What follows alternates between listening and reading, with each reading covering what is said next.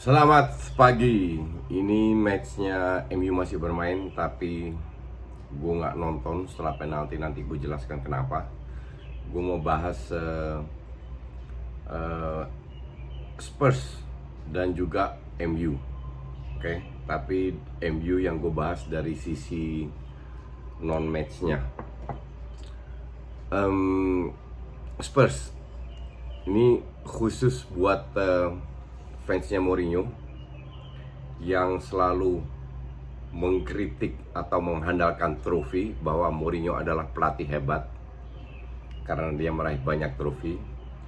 Walaupun gue sudah ratusan mungkin ribuan kali jelaskan kenapa Mourinho bisa menang banyak trofi, tetap aja kekeh. Dan kemarin untuk kesekian kalinya terbukti bahwa Mourinho itu pelatih mediocre. Ini sudah bertahun-tahun gue bilang bahwa dia miskin taktik. Lawannya Bournemouth, oke. Bournemouth itu di 2 match terakhir kebobolan 9 di zona degradasi. Dan Spurs punya berapa shot on goal? Nih, gue lagi buka statistiknya. 0, 0. Shot off target cuma 5. Bournemouth 2 kali shot on target, 2 kali off target. Bahkan golnya dianulir. Oke. By the way, ini t-shirtnya timnas Indonesia dari Mills ya, baru keluar. Gue nggak tahu dia dijual atau belum, tapi bisa dicek di Mills Sport ID. Ada beberapa warna. Ini yang putih. Apa namanya? Ya, kembali lagi ke Spurs. Nah, ini yang gue maksud. Kenapa dia bisa mendapatkan banyak trofi? Karena pemain yang dia dapat itu semua hebat, termasuk di Porto. Di Porto pemain itu sudah hebat, cuman media exposure-nya sedikit. Akhirnya mereka semua keluar, pindah ke klub besar semua, dan terbukti bahwa mereka hebat, bukan karena kebetulan ya. Jadi dia hanya bisa bermain dengan pemain hebat. Itu dilepas. Gue baca bukunya Snyder. Nih, gue cerita tentang Mourinho. Gue baca bukunya Snyder yang baru saja keluar. Gue dapat dari ebook dari adik gue. Gue baca Snyder bilang soal Mourinho. Mourinho itu dia bahkan gak bahas soal strategi, tapi dia memberikan kebebasan kepada pemain. Snyder bilang kayak Maicon latihannya nggak semangat, nggak termotivasi. Akhirnya Mourinho bilang ke Maicon, udahlah, lu balik ke Brasil 1 minggu, lu menikmati, balik lagi lu harus bisa main lagi. Snyder sempat digituin juga. Snyder hari Selasa disuruh pulang balik ke Amsterdam waktu dia di Inter Milan. Dia bilang hari Jumat lu balik sini lagi, lu relax dulu. Tapi dia bilang, loh kok Jumat balik, kan hari Sabtu kita main. Iya, lu akan main dan lu akan berikan segalanya. Inilah guide yang memberikan kebebasan.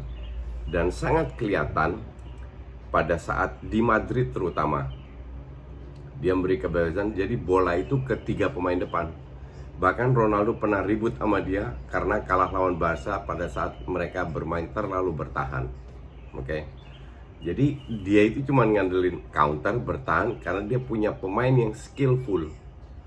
Sekarang disuruh pegang Spurs. Kenapa? Karena nggak ada klub besar yang mau ambil dia lagi. Udah ketahuan bahwa ini pelatih mediocre, miskin taktik. Diambillah sama Spurs. Udah diambil sama Spurs, kelihatan 3 match beruntun kalah sebelum Covid ini kalau nggak salah. Alasannya apa? Alasannya nggak ada striker. Son cedera, semua cedera. Karma itu memang ada ya. Setelah liburan panjang, dikasih semua striker, semua hadir. Kalah-kalah juga. Nanti lawan Arsenal bisa menang bisa kalah, kita nggak tahu hasil itu. Tapi dari sisi permainan itu nggak berubah. Banyak sekali dribbling, salah memasukkan pemain di posisi yang salah. Dan pemain kayak Lamela itu kan, aduh, Gerson Fernandes, Lamela itu kan nggak punya visi. Bergwijn ini berapa kali pakai jadi starter. Dia itu pemain mediocre banget, tapi karena dia masih muda, dia masih bisa berkembang lah. Pada saat ini Bergwijn itu biasa banget, makanya di PSV itu pada seneng semua kalau dia dijual dengan harga cukup mahal. Oke. Dan kemarin terbukti lawan Bournemouth, 0 shot on target dan beruntung bisa raih 1 poin. Inilah Mourinho. Kalau gue sih nggak heran, sama sekali nggak heran. Kalaupun lawan Arsenal dia menang, itu mungkin lebih faktor luck atau lagi on fire. Tapi yang jelas timnya dia akan banyak mengandalkan skill individu, banyak dribbling. Oke, namanya match kan bisa menang bisa kalah, tergantung banyak faktor. Cuman dari sisi permainan enggak banget. Dan gue nggak heran kalau Spurs musim ini tambah turun peringkatnya, karena tim yang tahun lalu masuk semifinal di Champions League, walaupun sempat terseok-seok dari awal, harusnya Pochettino itu nggak dijual, karena selama ini kan Pochettino berprestasi di atas kualitasnya Spurs, tapi sekali agak menurun langsung dipecat. Itu Danny Levy yang pemiliknya Spurs itu nyesel banget nih. Sekarang ke MU, gue nonton karena gue suka nonton bola apapun matchnya, oke? Tapi selama pertandingan itu fair, nggak masalah. Kalau lu tanya gue sampai penalti itu terjadi, cukup imbang. Padahal ini Aston Villa loh. Untuk gue, 2 klub terlemah di Liga Inggris itu Aston Villa sama Norwich. Mainnya wah parah, hancur. Bahwa dari awal MU akan menang, gue juga tahu Aston Villa mau segimanapun gak akan memberi tekanan. Pas gue nonton, dapatlah berapa peluang. Trezeguet kena tiang, Grealish volley-nya ketinggian, dapat berapa peluang lah, dan mereka imbang sama MU. Bruno Fernandes jelek banget di babak pertama. Pogba kehilangan bola waktu Trezeguet kena tiang itu. Apa yang terjadi habis itu? Penalti. Sampai sama TV-nya itu diulang-ulang berkali-kali. Kenapa? Karena memang bukan penalti. Peter Schmeichel nge-tweet, ini harusnya bukan penalti. Semua orang salahkan VAR, enggak. VAR itu kan cuman kamera membantu. Dari VAR sudah kelihatan, bahkan kesentuh pun tidak. Yang nyentuh pertama itu Bruno Fernandes, bahkan diinjek ankle-nya bisa dapat penalti. Wasit dalam sikon kayak gitu kan harus bisa ngelihat lagi. Dia ngambil keputusan, bisa langsung. Gue nggak habis pikir, asli gue nggak habis pikir. Habis itu gue matiin TV, karena kalau gue nonton match itu harus fair. Kalau ada yang dicurangin dan ini udah sengaja banget. Kalau kasusnya 50-50, gue masih bisa terima. Kayak bola kena shoulder, oh ini iya atau enggak, gue masih bisa terima. Tapi kalau kayak tadi, jelas-jelas itu berat sebelah. Gue browsing dong. Wasit ini pernah kasus Spurs lawan Liverpool, skor 2-2. Dia mau kasih penalti ke Liverpool, ke Spurs. Konsultasi sama wasit keempat, tanya, gue mau kasih penalti nih, Harry Kane tadi offside atau tidak. Jadi memang kelihatan ini wasit pro MU banget. Dan kalau nggak salah tahun ini Spurs lawan MU juga, ya Spurs lawan MU, yang MU dapat penalti juga. Kalau lu 2 tahun beruntun, tahun lalu dan tahun ini dapat penalti yang terbanyak, apakah itu kebetulan? Nggak tahu. Tapi berdasarkan match tadi, ini satu wasit yang ketahuan.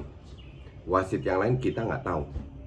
Tapi kalau dengan ada wasit yang lain juga ngebantu, ya fairness itu udah gone. Kalau MU main lagi dengan wasit ini, pasti gue nggak nonton. Oke, dan gue nggak peduli lu mau nonton atau enggak, gue mau siaran di DP atau di manapun, gue nggak peduli. Untuk gue sih fairness, sportivitas itu nomor 1. Dan yang gue sedikit sayangkan, sedikit fans MU yang mengakui bahwa itu bukan penalti. Harusnya di Twitter itu keluar semua dari fans MU. Fairness, sportif, bahwa itu bukan penalti. Orang yang nggak ngerti bola pun akan tahu bahwa itu bukan penalti. di luar itu MU layak menang karena Aston Villa itu emang enggak banget. Walaupun gue cuma nonton hampir satu babak, tapi dari awal gue udah MU ini pasti menang karena Aston Villa golnya sih golnya Greenwood keren banget. Gue lihat di Twitternya Fuad, terus gue lihat di Twitter lagi golnya Pogba. Ya orang syuting nggak diblok, nggak ditahan, gimana nggak itu. Tapi bukan masalah menang kalah, tapi kalau kayak begini caranya mau menang dengan kecurangan ya silahkan aja, nggak ada masalah. Kalau soal tiket gue kalah rela banget, peanuts tiket ke Amsterdam sekarang pun gue bayar juga merem.